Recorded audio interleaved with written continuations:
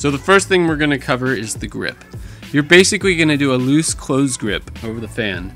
I say loose because you don't want a death grip. You're going to basically keep the fan on your fingertips while you spin. So you have two options of which way to go when you're weaving. There's thumb lead and pinky lead. First we're going to cover the thumb lead. So basically what I'm doing here is I'm drawing a figure 8 that wraps around my body. It comes from the front and then the second loop goes behind my back. This move is very intensive as far as wrist twisting, so if you're not very flexible, don't freak out. It'll come. You just have to practice a lot and work on wrist flexibility exercises. It helps tremendously.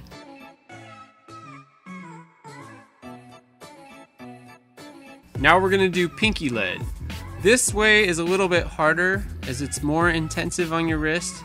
I know you're probably thinking as if it wasn't already hard enough. You're pretty much just doing the exact same thing but in reverse.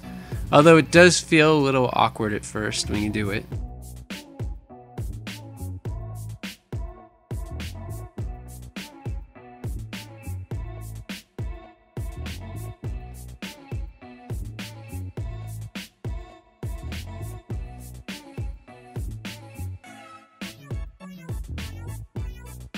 One of the most important things when doing weaves is keeping your planes clean.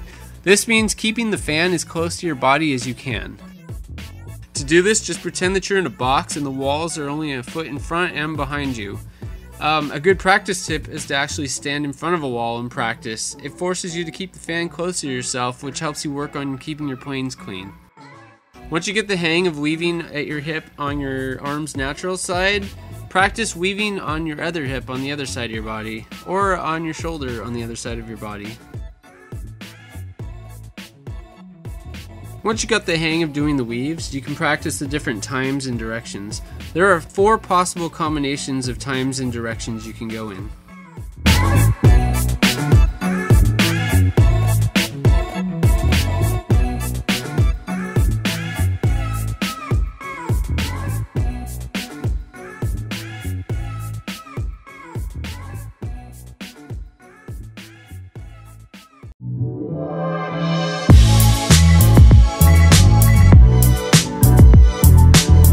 So the next thing we're going to cover is extensions. You're basically just going to do the same movements, but this time instead of keeping it tight to your hip, you're going to extend your arm out to make a giant circle.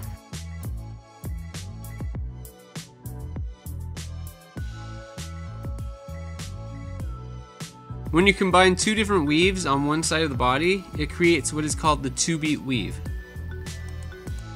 What you're going to do is pinky lead weave with your left hand and a thumb lead weave with your right hand.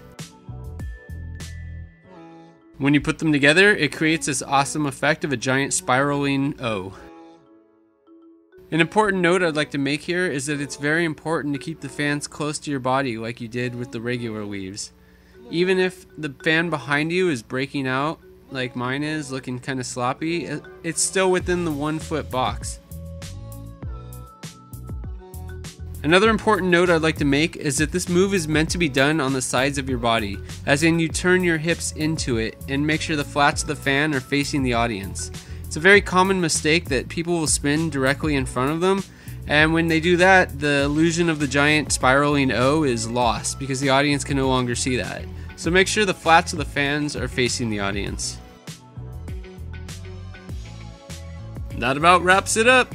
If you found this tutorial helpful, feel free to subscribe and check out my other tutorials. Until next time.